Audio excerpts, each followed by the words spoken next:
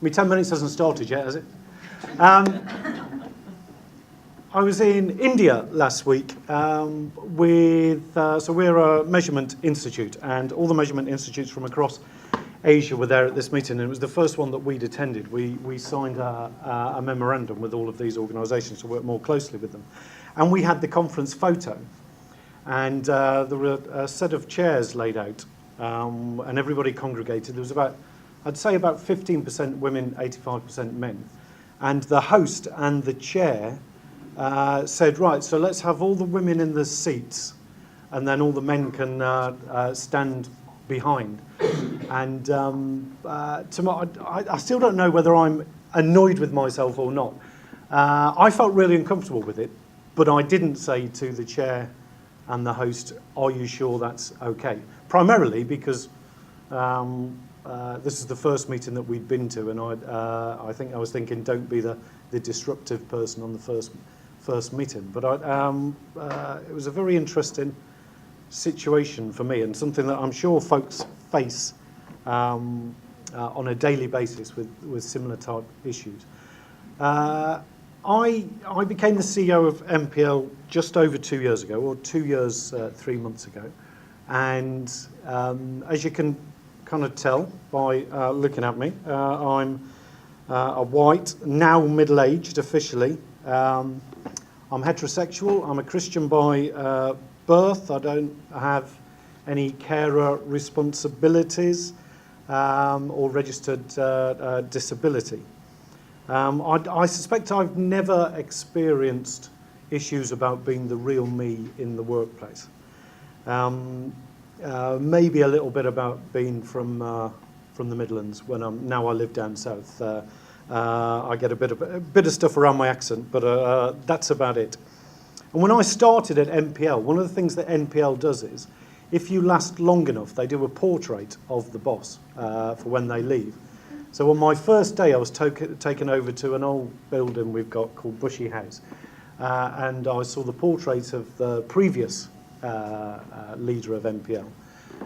And every single portrait of all of these leaders, all of which are white males. And I'm just the next one in a long line of white males to lead MPL, going all the way back to 1902. And I think I'd be honest enough to say, or I will be honest enough to say, that as I said to somebody over lunch, if people had pressed me in my career beforehand on any issues to do with equality, I would say absolutely equality, absolutely diversity and inclusivity. But it was a passive support. If prompted, I would be very much in support of it. And I looked at these pictures, and I thought about my role as CEO of MPL, and I thought about the person I worked for in my previous job when I was a deputy chief executive, and he fitted exactly the same criteria that I've just described for myself. And he was an absolute champion for diversity and inclusivity, to the extent that some of the folks that work for him would say, but he only ever talks about this. But it was being passive that registered with me when I became the boss. And after I did my due diligence on MPL, I thought that actually it's a little bit similar to me, MPL. It's a lovely place to work. It's very nurturing. People describe it as a kind of quite a family atmosphere. And it's passive. It's passive when it comes to diversity, or it was passive when it comes to diversity and inclusivity. And so in the last, my conclusion was I can't be passive and the organisation can't be passive if we're going to move forward as an organisation. It wasn't that we were doing nothing. The LGBT network had just started when I arrived. It was summer 2015 and I arrived in autumn 2015. I don't think we had any other networks as far as I recall. Nicola, you might? No? We just signed up to Project Juno. So there was pockets of individuals. There's pockets of individuals at MPL in the room today. So what have we done over the last 2 years that is starting to make a difference? Some of which you'll recognise, some of which I'll go into a little bit more detail. So let me talk about understanding.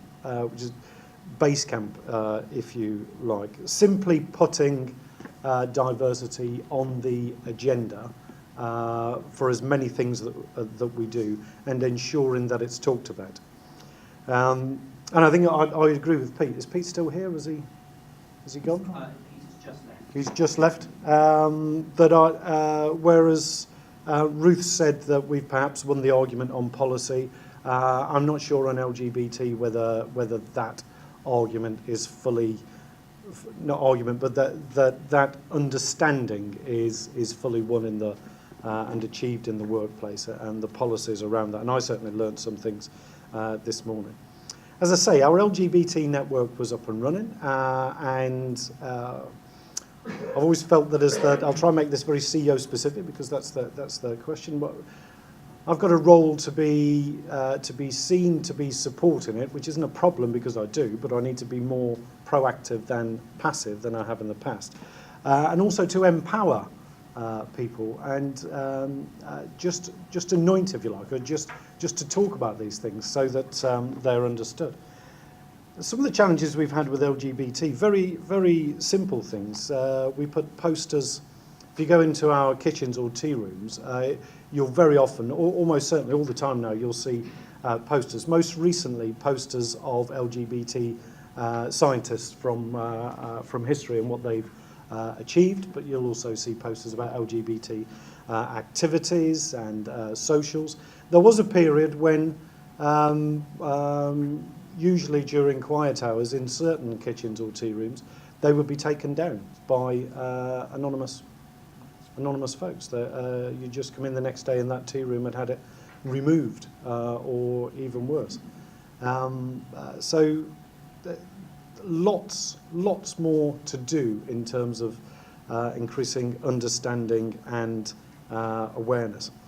We have regular presentations in our auditorium now. In fact, as I'm speaking, we've got a lady from Alzheimer's UK speaking to staff, and we've got another member of staff who's suffered the most terrible family problems with both his parents and his parents-in-law around dementia. And he's a very, very brave individual who comes and talks to staff about the challenges around being a carer and understanding around dementia. We have very brave individuals who raise the profile of LGBT in the workplace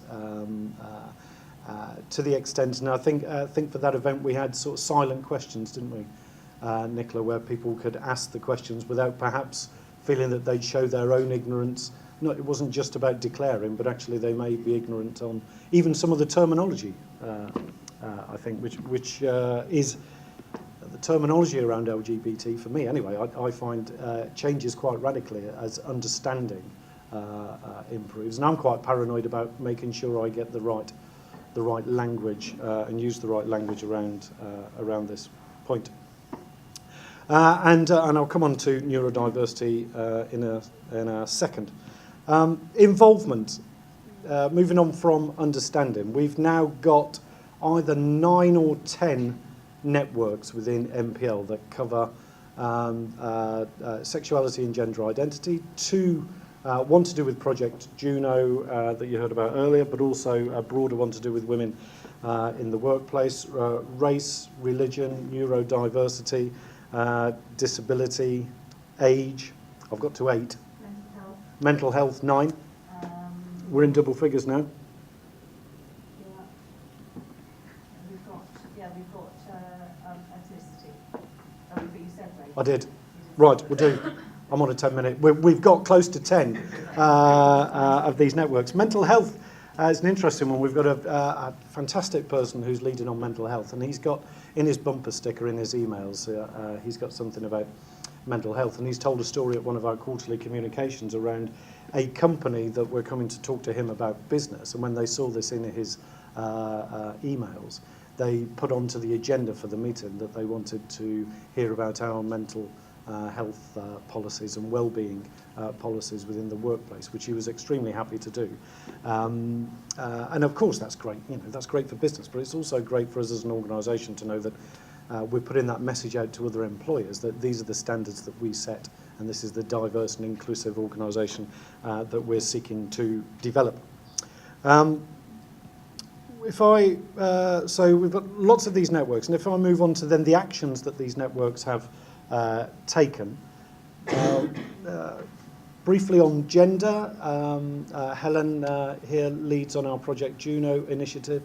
We are a national measurement institute, so we're very comfortable doing all the measurements and the analysis that you need to do to understand what we need to do in the future. And we've just submitted our case, and I think, unless it's changed, we will be the first non-university or university department to apply for Project Juno status.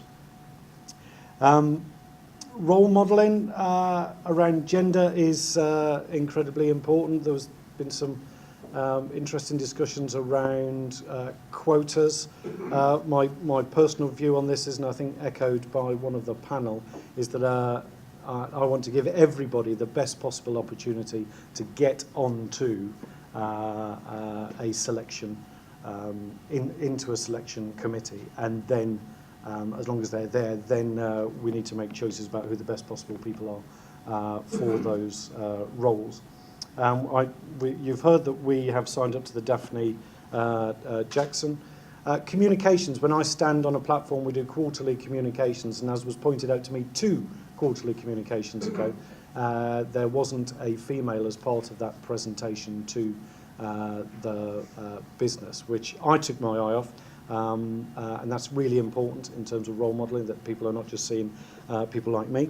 We've just launched lots of work on our values and action, as we call them, but we dropped the ball over a short video that we did in support of that, because that video had just white males like me talking about the values. But we are learning, we are listening. We did something similar when we put lots of posters about our heritage and the new science that we're doing, and a lady wrote to me and said, have you counted how many women are in these posters compared to men? And we fixed that, so we do listen, but we're certainly not perfect. On neurodiversity, so my son is dyslexic, and I've learned a lot about dyslexia in the last few years. We discovered when he was at secondary school. We've got a very active network, and it's something that I can get personally involved in. The great thing about things like these networks is, and as somebody said earlier, they're not there. I don't think of them as there just to support that team. So just to support, in the case of dyslexia, people with dyslexia. So the task force said to me, the corporate communications aren't that simple to understand for people with dyslexia. You could really do with focusing on getting the key messages up front in plain English, so that people with dyslexia can understand them quickly. To which my response was, that's fantastic, and that applies to everybody, doesn't it? You're actually pointing out something that we can improve for everybody. And I don't know whether we've got there yet with the Dyslexia Task Force reviewing some of our corporate communications, but it's always be careful what you wish for, because I'll have the task group reviewing everything that we do now to make sure that we get our communications correct. For those of you who've ever been to Teddington, it's our main site is made up of 15 or 16 modules that look exactly the same if you're standing in a corridor on either the ground floor or the first floor, with absolutely no signs whatsoever. So to get from A to B can be quite disorientating. In particular, if you suffer from, if you have dyslexia, then it can be disorientating. And in fact, when we have open days and the general public come in, we put signs up so that the general public can find out where they're going to these different laboratories.